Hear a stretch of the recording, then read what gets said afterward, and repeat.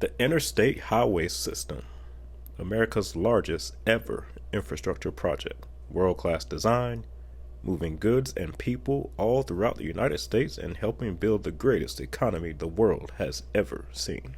But originally this system was actually envisioned as a way to move military personnel and equipment.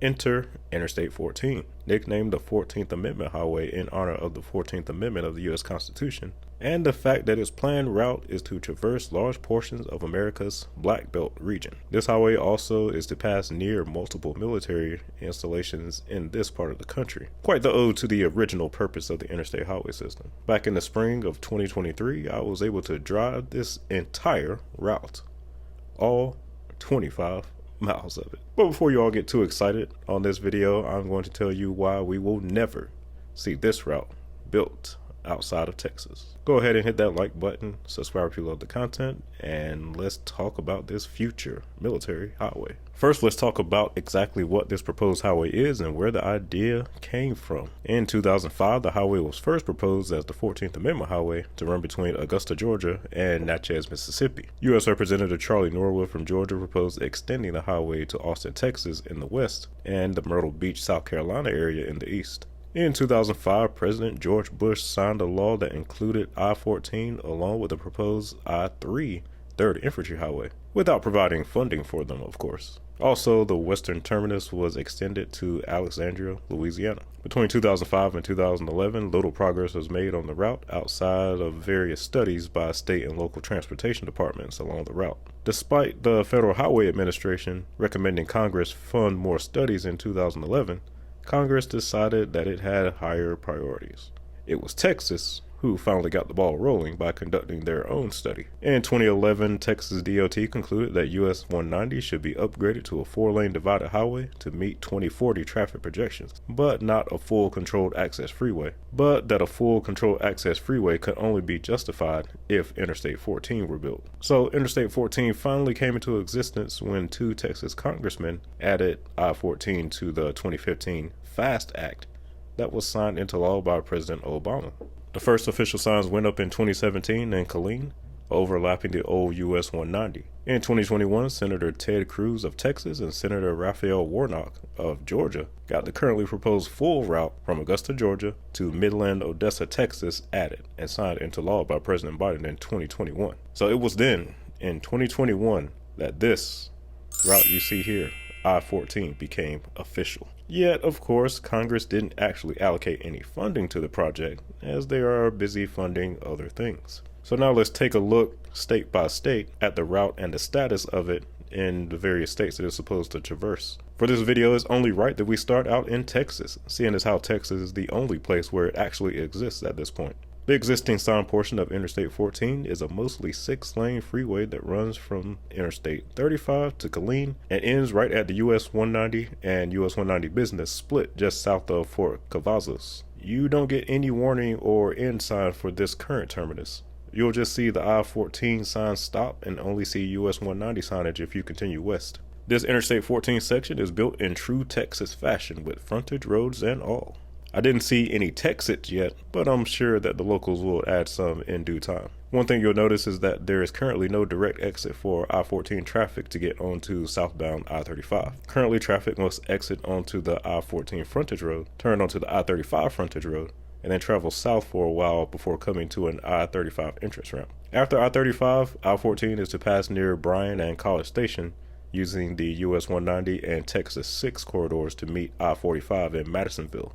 It will then depart I-45 in Huntsville, following the US 190 corridor, and then the Texas 63 corridor between the desolate town of Jasper and the Louisiana state line. Congressional action in 2021 extended I-14 past Goodfellow Air Force Base, following the US 87, State Highway 158, and US 385 corridors to connect to Midland, Odessa, and wrap around to I-10 in the western part of the state. Now, actually completing the entirety of this route would be a monumental task, even for Texas. But don't be surprised if significant portions of the corridor are upgraded to interstate standards in the next 20 to 30 years. After all, Texas is one state that has deep coffers and spends big on infrastructure. Entering Louisiana, the route is expected to pass through some extremely rural, desolate areas. Roughly following the Louisiana 8 corridor is to travel through some of the most dense swamps and forests that the state has to offer. I personally traveled through this area a few years ago, and I'll tell you that it almost feels like going back in time. You're lucky if you even have decent cellular signal in these parts. Definitely not a place to be if you don't have to be. The military base in this area is Fort Polk, one of the worst duty stations in the Army.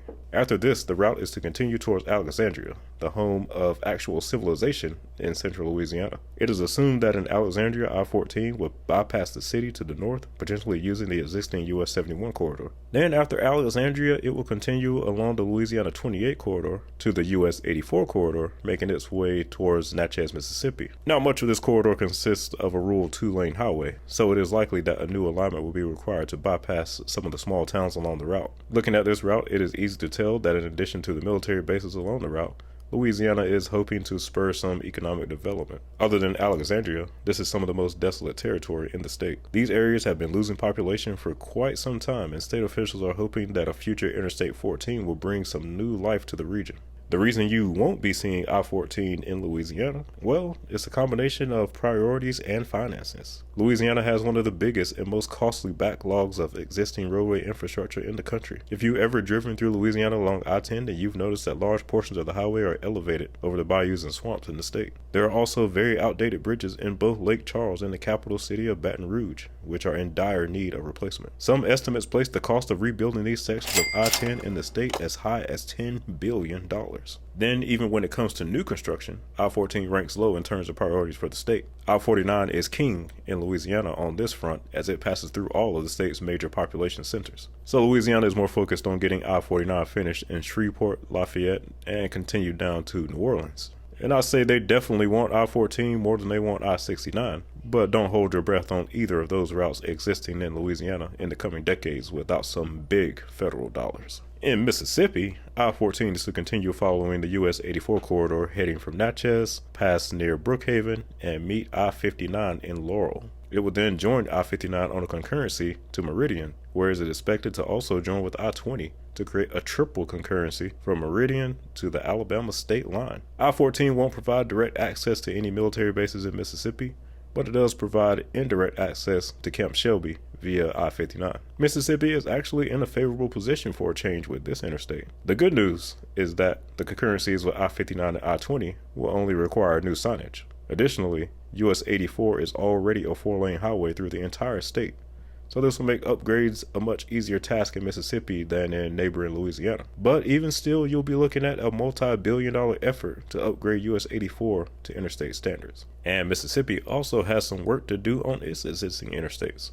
If you've ever been on I-20 in the Jackson area, then you already know how bad it is on this road. And the potential economic benefit of I-14 likely makes it a low priority for Mississippi, considering its other needs. But I wouldn't completely count out this state. After all, they did manage to get US 78 upgraded to what eventually became I-22, so we shall see how it goes down in the Delta. The next state is none other than Alabama. In Alabama, the trend continues with I-14 passing through some very poor, economically depressed areas. It will roughly follow the US 80 corridor after splitting from I-20, I-59, and pass by the cities of Demopolis and Selma en route to Montgomery, Alabama.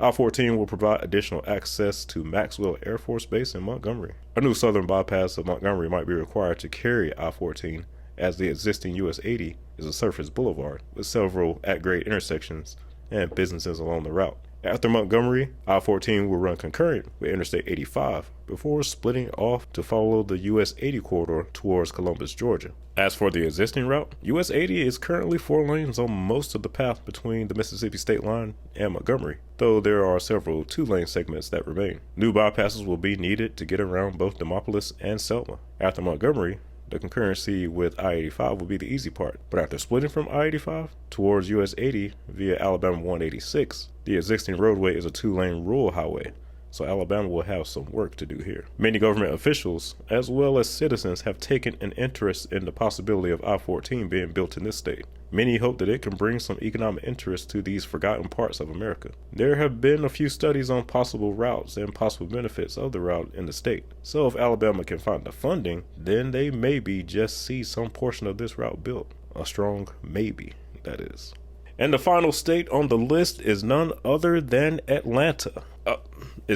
Georgia. I almost forgot that there was a Georgia outside of the Atlanta area. But that's what I-14 is supposed to do here. Help connect 3 of Georgia's non-Atlanta metro areas: Columbus, Macon, and Augusta, along with connecting the very large Fort Moore, formerly Fort Benning, Robins Air Force Base, and Fort Eisenhower, which was formerly Fort Gordon. Access to the growing port of Savannah would also be provided via I-16 from Macon. The proposed I-14 would enter Georgia on US 80, the J.R. Allen Parkway, which is already a freeway.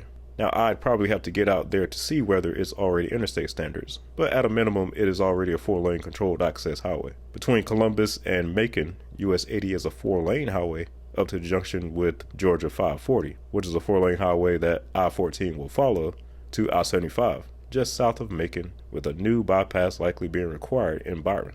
It will then head north on a concurrency with I-75 into Macon and will likely require some new type of interchange with I-16 or a total reconstruction of the existing I-75 I-16 interchange in order to reach Georgia 540 on the eastern side of Macon. Most of this route is already a 4-lane roadway, but a new bypass around Rennes will likely be required. The route is projected to join with I-520 on the Augusta bypass in order to travel to its eastern terminus with Interstate 20. The good news in Georgia is that the existing corridor is already 4-laned. The bad news is that Georgia DOT recently performed a study and concluded that I-14 would not carry a significant enough amount of freight traffic to justify its construction at the estimated cost of $5 billion. So you won't be traveling east or west across Georgia without planning that Atlanta area traffic anytime soon. Now, with that being said, Georgia DOT does plan to do additional studies on the usefulness of the route outside of freight traffic, so there might be a sliver of hope left for you non-Atlanta area folks of Georgia. And there you have it, folks. Interstate 14. The true military highway, the 14th Amendment highway. Do you think we'll see any parts of this highway built outside of Texas in the next 10 years, 20 years, or even the next 30 years? If so, which portions do you think we might see? Or do you think there's no hope outside of Texas? Let me know what you think. See you on the next one, coming soon to a town near you.